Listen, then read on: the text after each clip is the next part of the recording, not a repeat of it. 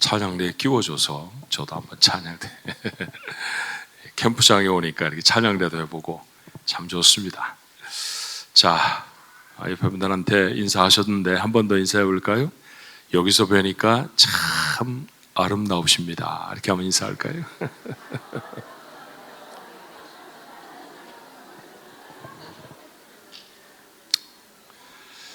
예. 옆에 분하고 하셨으면 이번에는 뒤에 분하고, 예, 정말 아름다우십니다. 조금 전에 그분보다 더 아름다우십니다.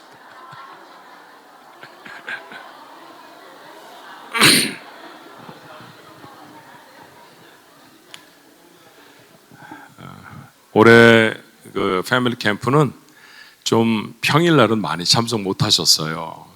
아마 바쁘신 일들도 있으시고 또 연로하신 어른들은 좀 몸이 자신이 없으시기도 하고 그러셨는 것 같아서 죄송한 마음도 있었고 좀 안타까운 마음도 있었는데 주일 예배는 작년보다 더 많이 오신 것 같아. 예, 너무 감사하네요. 이 점심 식사를 맛있게 먹습니다라고 광고를 한 게 효과적이었던 것 아닌가. 정말 맛있어요. 저희가 금요일 날 와서 저녁 먹었는데, 예, 한 그릇 한 디쉬 드신 분이 별로 없습니다. 다 두 디쉬 잡수셨거든요. 예, 여러분 오늘 점심 맛있게 잡수시고 특별히 남자들 많이 드셔야 돼요. 왜냐하면 오늘 줄다리기가 있거든요. 여자들한테 한 번은 이겨야 되지 않겠습니까? 그러니까 남자들이 좀 많이 잡수시고요, 기운 내셔서 올해는 우리 한번 서력을 해보도록 하십시다. 사람의 가장 오래되고 가장 근본적인 소원, 그건 뭘까요? 사람은 뭘 가장 바랄까요? 어떤 사람은 장수, 어떤 사람은 가족의 화목, 또 돈 그러겠지만 그 모든 것을 다 묶으면 무슨 얘기가 되냐면 행복일 거예요. 그렇죠? 한마디로 표현하면 행복이죠. 사람의 가장 근본적인 소원은 행복해지는 겁니다. 여러분 너무 잘 아시는 한 절밖에 일부러 읽지 않았어요. 왜냐하면 시편 1편은 다 암송하시니까. 근데 3절에 있는 말씀만 우리가 읽었지만 여러분 시편 1편이 무엇에 대한 이야기인지 아시잖아요. 처음 시작하는 구절이 뭐였죠? 복 있는 사람은. 예. 시편의 표현대로 말하면 행복해지는 것은 곧 복 있는 사람이 되는 겁니다. 그런데 오늘 본문의 말씀에 어떤 사람이 복이 있는지 이렇게 말하잖아요. 3절이었어요. 그는 시냇가에 심은 나무가 철을 따라 열매를 맺으며 그 잎사귀가 마르지 아니함 같으니 그가 하는 일이 다 형통하리로다. 시냇가에 심은 나무가 열매를 맺는 것 같은 모습이 행복한 거다. 그게 복 있는 모습이다. 인생의 열매를 맺는 사람이 행복한 사람입니다. 그렇다고 하면 어떻게 열매를 맺을 것인가 고민을 좀 해야 하잖아요. 그래서 저희가 금요일 날에도 또 토요일에도 그 말씀들을 묵상하고 하나님 앞에 간절히 기도하는 시간을 가졌는데 오늘 시간에 종합을 해서 우리가 좀 나눠봤으면 좋겠어요. 자, 시편 1편의 지리적인 배경은 팔레스타인 땅입니다. 지금 이스라엘 사람들이 살고 있는 땅을 지리적으로는 팔레스타인 그렇게 부르거든요. 전형적인 중동 지방의 땅이에요. 중동 그러면 기름은 많고 물은 없는 곳. 근데 희한하게도 팔레스타인은 기름도 없습니다. 여러분 그거 아세요? 이스라엘에서 기름이 한 방울도 나지 않는다는 거? 야, 이 기름까지 났으면 큰일 날 뻔했는데 하여튼 기름이 안 나요. 예, 물이 없는 곳이죠. 그래서 대부분의 나무는 자라지 못합니다. 겨우 새벽 이슬이 내리면 그건 머금고 작은 건물들이 자라는 것. 그게 고작이죠. 그런데 같은 땅인데 다른 모습의 나무가 있더라고요. 크고 오람합니다. 잎이 가득하고요. 열매가 풍성해요. 모두가 다 시냇가에 심겨진 나무입니다. 물이 부족한 곳에서도 시내는 흐르는데 그 시냇가에 심겨진 나무는 다른 여타 나무들과 다르게 대단히 풍성한 모습을 볼 수 있어요. 하나님은 하나님의 사람들을 시냇가에 심으셨다고 하셨죠.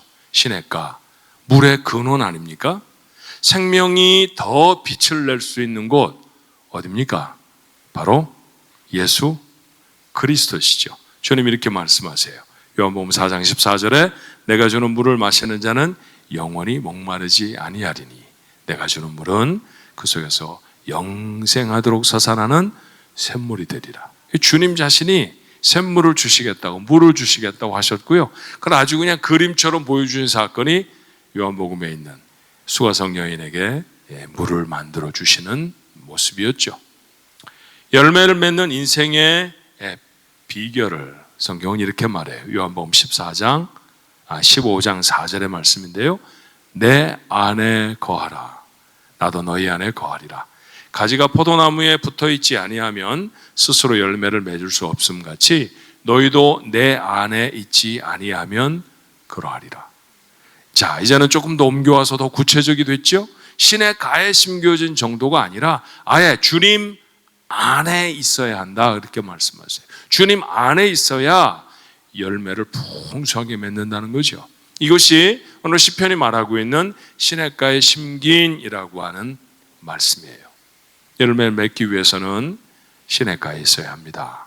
우리 가족들 모두가 다 시냇가에 심긴 주님 안에 있는 그런 성도들이 되시기를 주님의 이름으로 축원합니다. 그런데 오늘 시편 기자는 우리에게 교훈을 주고 있어요. 열매를 맺기 위해서는 주님 안에 시냇가에 심겨 있어야 하지만 정말 열매 맺으려면 잊지 않아야 할 것도 있다, 그렇게 가르쳐 주시죠. 자, 어디에 있으면 안 될까요? 1절의 말씀 이렇게 되어 있습니다.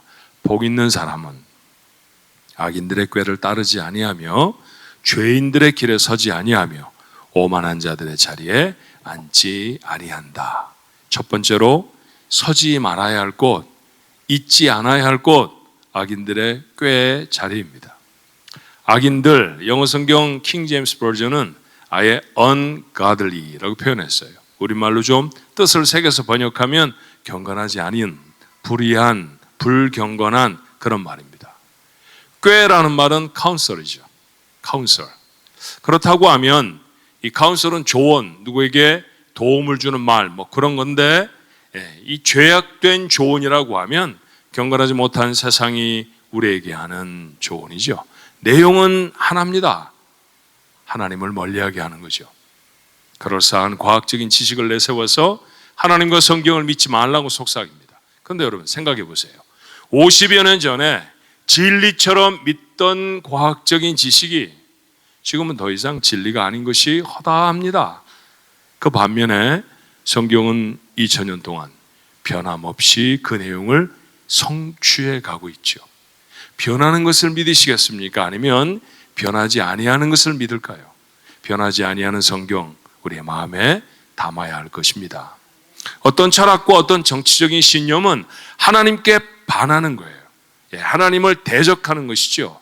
그것을 따르지 않으면 시대에 뒤떨어진 사람처럼 취급하기도 합니다. 하지만 그런 생각, 철학, 정치적인 주장 모두가 다 변합니다. 하지만 정치와 철학이 수십 번 바뀌어도 하나님의 말씀은 절대로 변하지 않습니다. 세상을 살려면 거짓말도 좀 해야 되고 욕심도 좀 내야 하고 옳지 못한 방법으로라도 내 것을 취해야 한다고 속삭이죠. 거짓말입니다. 그렇게 살면 하나님과 멀어질 뿐이에요. 아무도 모르니까 딱 한 번만 하라고 죄가 유혹할 때도 있습니다. 아닙니다. 모두가 다 몰라도 하나님은 아십니다. 단 한 번 하나님을 신뢰하지 않는 결과, 하나님을 의심한 결과로 아담과 하와는 타락했고요. 인류는 죄에 빠져버렸습니다. 속지 않아야 합니다. 교회 가는데 시간을 허비하지 말라고, 성경은 이 시대에 맞는 것이 아니라고, 읽지 말라고 속삭이죠. ungodly voice예요. 경건하지 않은 소리입니다. 세상의 소리죠. 속임수입니다. 하나님에게서 멀어지게 하는 그 어떤 세상의 소리도 우리의 삶에 열매를 맺을 기회를 빼앗아갑니다. 그러니 그 자리에 있지 않아야 해요. 두 번째는 죄인들의 길입니다. 육신을 위한 길이죠. 먹고 마시고 성에 탐닉하는 삶이에요. 하나님을 모르는 사람들은 이런 것들이 자신을 행복하게 해줄 거라고 생각합니다. 좋은 건 먹고 잘 마시고 누리고 싶은 대로 마음대로 성적인 행위들을 하면 기뻐하는 세상 살지요. 그런데 여러분, 이거 행복이 아닙니다. 용어를 분명히 해야죠. 이런 삶은 행복한 삶이 아니라 방탕한 삶입니다. 세상이 악하다는 증거는 세상 사람들이 대부분이 방탕한 삶을 너무너무 좋아한다는 것이죠. 이 일을 위해서 모든 것을 다 겁니다. 하지만 죄의 결과는 절대로 행복이 아니에요. 고통과 괴로움입니다. 제가 처음 미국에 온 도시는 필라델피아라는 도시예요. 그곳에서 한 교회를 섬기게 됐는데 저희 교회 식구 중에 한 분이 컨비니언스 스토어를 다운타운에서 하셨어요. 신방을 가게 됐죠. 그런데 그날따라 블락을 맞고 그 블락에서 마약을 팔더라고요. 조그마한 그 바이널 파우치에다가 담아서 파는데 저는 그렇게 공공연하게 마약을 판다는 것을 보고서 너무나 놀랐어요. 아예 사람은 출입하지도 못하게 하고 그곳에 그 마약 딜러들이 오고 가면서 돈을 다발로 들고 말이죠. 그 사람들에게 마약을 파는데 아무도 제재하는 사람이 없었습니다. 자, 어떤 사람이 꼬깃꼬깃 자기의 파켓에서 돈을 꺼내고 그 마약을 사서 먹어요. 그런데 그 마약을 먹고 앉아있을 곳이 필요했던지 이 컨비니언스 스토어로 들어오는 거예요. 차림이 남루였습니다. 한눈에 보기에도 참 가난한 사람 같아 보였어요. 저런 사람이 무슨 마약을 사 먹나 했죠. 근데 그 마약을 흡입하고는 너무너무 행복한 얼굴이 되는 거예요. 세상에 저는 그렇게 행복해하는 사람을 본 적이 없습니다.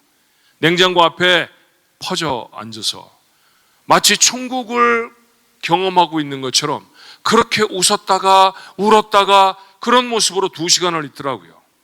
저 사람은 나중에 도대체 어떻게 될까?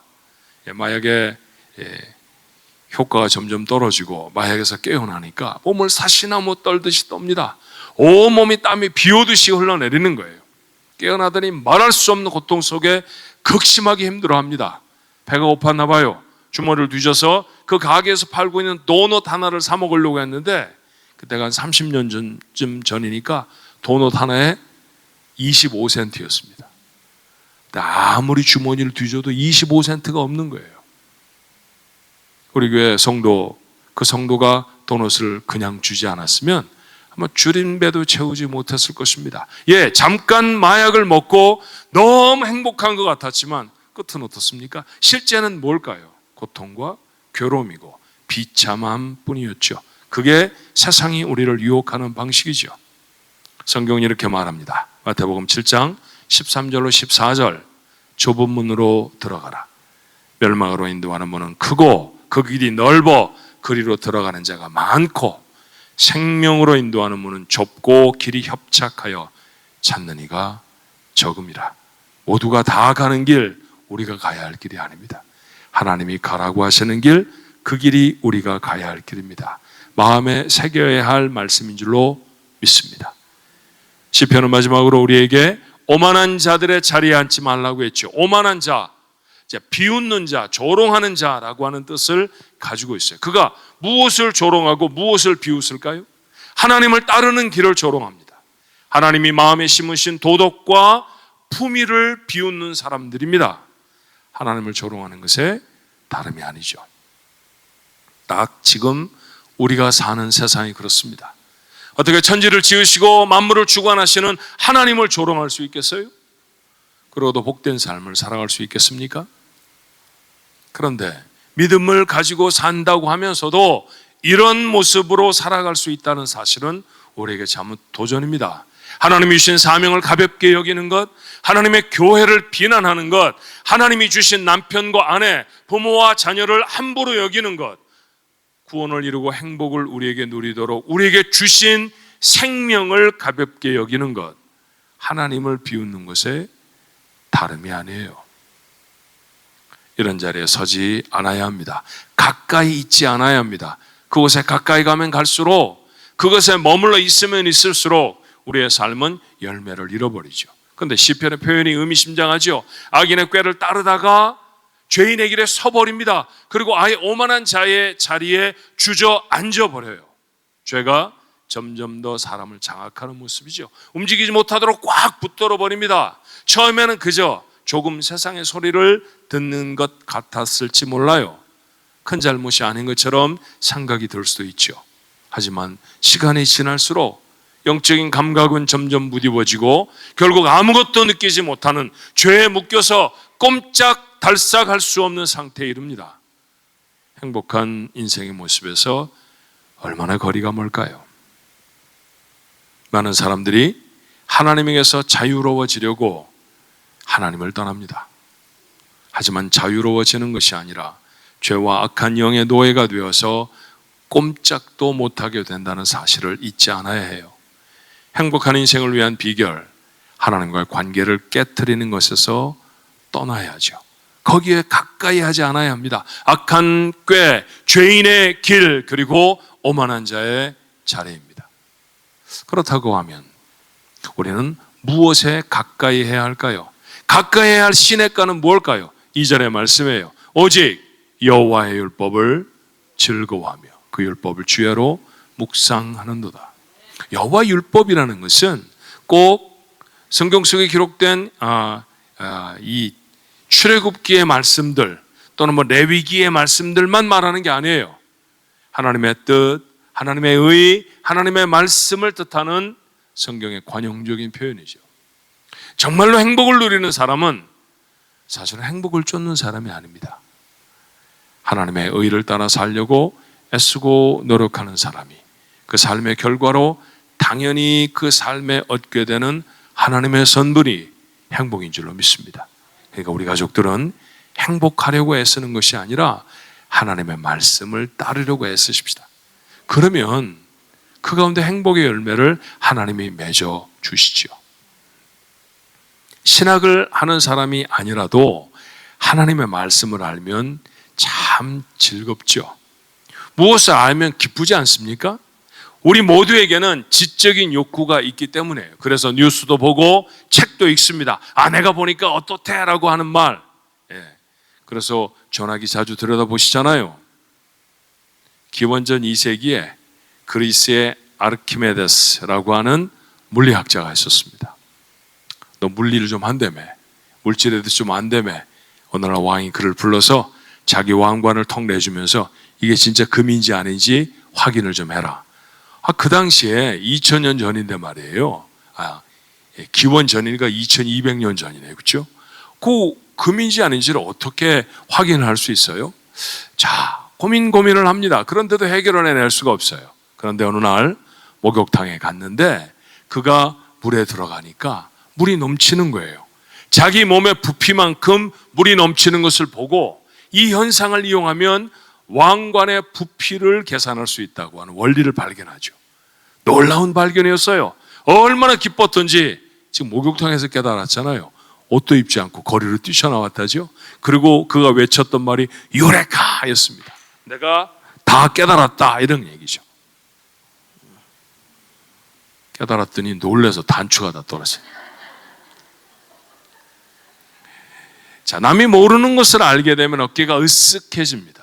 어려운 문제의 답을 찾아내면 참 기뻐요. 하나님의 뜻을 알게 되면 얼마나 기쁠까요? 세상의 이야기를 알아도 기쁜데 하나님의 뜻을 아는 것은 대단히 기쁜 일이죠. 자, 성경에 주님이 비유로 드신 말씀이 이렇습니다. 마태복음 13장 44절에 천국은 마치 밭에 감추인 보화와 같으니 사람이 이를 발견하기 위해 숨겨두어 기뻐하며 돌아가서 자기의 소를 다 팔아 그 밭을 사느니라. 내 모든 것들을 다 바쳐서라도 하나님의 뜻을 알 수 있다고 하면 그게 기쁨이라는 거예요. 보물이 숨겨있는 밭을 알았는데 그냥 놔두겠어요? 소유를 다 팔아서 그 밭을 사면 자기가 가지고 있는 소유보다도 훨씬 더 풍성한 소유를 갖게 되는 것을 알았는데 말이죠. 자신을 향한 하나님의 뜻을 알면 그렇게 기쁩니다. 하나님의 뜻대로 살면 행복한 인생을 살아갈 수 있어요. 그 기쁨 때문에 밤낮 말씀을 묵상합니다. 여러분 생각해 보세요. 하나님의 말씀을 통해서 우리가 우리의 죄인됨을 발견하지 않았나요? 만약 어떤 사람이 와서 손가락을 딱 저한테 들이대고 당신 죄인이야 이랬으면 기분이 나빴을 거예요. 그런데 하나님의 말씀을 열고 그 말씀을 읽으면 읽을수록 맞아, 내가 죄인이었었지 라고 하는 사실을 압니다. 그건 은혜예요. 그 죄인을 구원하시려고 하나님이 아들을 세상에 보내셨습니다. 그 아들은 우리를 대신해서 고난의 정점, 죄인이 받아야 할 죽음을 당하셨죠. 이제 우리를 정죄할 사람은 없어요. 왜? 죄의 값을 다 지불했기 때문입니다. 우리는 그렇게 구원을 받았는 줄로 믿습니다. 죽으신 주님, 죽어 계신 게 아니라 사흘 만에 다시 살아나지요. 그리고 그 놀라운 권세에 우리를 초대하십니다. 내가 첫 열매가 되었듯이 너희도 부활하리라. 그 소망 갖고 우리가 살잖아요. 우리는 하나님의 자녀가 되었고 하나님 나라의 온갖 능력을 경험하게 되었습니다. 인생을 살아가면서 하나님이 내게 베푸신 세상 사람들은 절대로 알 수 없는 기적 같은 사건들이 여러분 얼마나 많아요. 그 사건 내가 하나님의 자녀로 부름을 받았기 때문에 경험하게 됐던 것입니다. 이 은혜가 감사하고 그 얻은 새 생명이 너무 귀해서 우리는 절대로 죄의 자리로 돌아갈 수 없습니다. 절대로 돌아가지 않습니다. 하나님의 말씀을 통해 발견한 진리예요. 얼마나 우리를 기쁘게 하는 소식인지 이 말씀 우리는 복음, gospel, good news 그렇게 말하죠. 이 복음을 경험하는 방법이 뭔가요? 이렇게 말하실 것 같아요. 참 잘했다. 근데 제가 눈물이 울컥 나더라고요. 여러분, 언젠가 하나님 앞에 섰을 때 하나님이 우리 모두를 향해서 등을 툭툭 두드려주면서 참 잘했다. 그런 인생 살아야 하잖아요. 그렇죠? 누굴 보러 참 잘했다 하실까요? 맺으라고 하시는 성령의 열매, 하나님이 살라고 하신 삶의 모습들을 살아낸 사람들. 어려워요. 쉽지 않습니다. 우리가 나눴던 말씀들, 우리 금요일 토요일에 나누었던 분들은 아시지만 사드락 메삭 아벳느고 포로로 잡혀간 사람들인데 예수 안 믿는, 하나님 섬기지 않는 나라에서 하나님 앞에만 예배하는 사람들 쉬운 일 아니죠. 죽임을 당할 뻔했어요. 쉬운 일 아니에요. 그렇게 살았던 사드락 메삭 아벳느고 천국에 섰을 때 하나님 그러셨을 것입니다. 참 잘했다. 지금 우리가 살아가는 삶, 하나님이 원하시는 믿음의 절개를 지키고 살아가는 거 절대로 쉽지 않아요. 그런데 하나님 우리에게 말씀하십니다. 참 잘했다. 사람들은 누구나 다 마음속에 인정받고 싶은 간절한 욕구가 있어요. 그 욕구에 아마 최정점에 서 있는 사람들이 연예인들일걸요. 늘 그 사람들은 나를 어떻게 사람들이 생각하나, 내게 얼마나 많은 사람들이 좋아요를 눌러주나, 이런 것들을 관심을 갖죠. 그렇죠. 우리 그런 사람들은 스타라고 말하잖아요. 근데 그거 다 모조품입니다. 진짜 인정은 누구한테서 받아야 하는 겁니까? 하나님이에요. 하나님의 인정을 받는 인생이 되는 거죠. 오늘 열매를 맺는 인생을 향해 시편은 뭐라고 말합니까? 여호와께서 인정하시나. 우리 가족들의 삶이 되기를 간절히 바랍니다. 그런데 이 열매를 맺는데 한 가지 주의해서 주목해야 할 말씀이 있죠. 열매를 맺고 형통한 삶을 사는 거 기쁜 일입니다. 하지만 여기에 기다림이 있어야 된다는 사실을 성경이 교훈해요. 시편 1편 3절의 말씀에 그는 시냇가에 심은 나무가 철을 따라 열매를 맺으며 그 잎사귀가 마르지 아니함 같으니 그가 하는 모든 일이 다 형통하리로다. 사과나무는 사과를 맺고 오렌지 나무는 오렌지를 엽니다.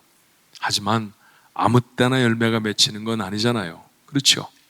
사과의 철이 되어야 사과가 맺히고요. 오렌지 철이 되어야 오렌지가 달립니다. 우리의 삶에 하나님이 열매를 맺으실 것입니다. 하지만 철을 따라서이죠. 그렇죠? 시간이 필요하죠. 인내하며 하나님이 나를 어떻게 인도해 내시고 내 삶에 어떤 열매를 맺어 주실지를 기대하고 기다릴 필요가 있죠. 마침내 하나님이 정하신 시절이 되면 우리의 삶의 열매를 맺으실 줄로 믿습니다. 이게 복된 인생입니다. 그래서 우리에게 필요한 것은 인내입니다. 사랑하는 종가족 여러분, 생명의 근원이 되시는 주님 곁에 바짝 서서 인생의 소중한 열매를 맺어내기를 바랍니다. 그게 행복한 인생입니다. 그 행복한 인생, 원래를 회복하고 하나님의 놀라운 능력을 그 삶 속에 담고 허락하시는 삶을 살아가며 하나님의 인정함을 받는 삶, 우리 가족들 모두의 삶이 되기를, 성령의 충만한 열매를 여러분의 삶에 달아내서 그런 기가 막힌 인생을 살아내는 여러분 모두가 되시기를 주님의 이름으로 축원합니다. 기도하겠습니다. 살아계신 하나님, 캠프에 올라와서 주일 예배 하나님 앞에 드립니다. 너무 먼 곳이라 함께하지 못하는 분들도 계십니다. 그런 모든 분들에게까지라도 오늘 우리가 나누었던 말씀이 은혜가 되게 하옵소서. 행복한 인생이 되길 원합니다. 열매를 맺는 사람이 행복한 인생을 사는 줄로 믿습니다. 하나님, 그 놀라운 인생이 우리 것이 되어지도록 오늘 이 시간에 예배하는 우리 모두에게 아버지 하나님의 깨우침과 새롭게 하심을 허락해 주시옵소서. 예수님의 이름으로 간절히 기도하옵나이다. 아멘.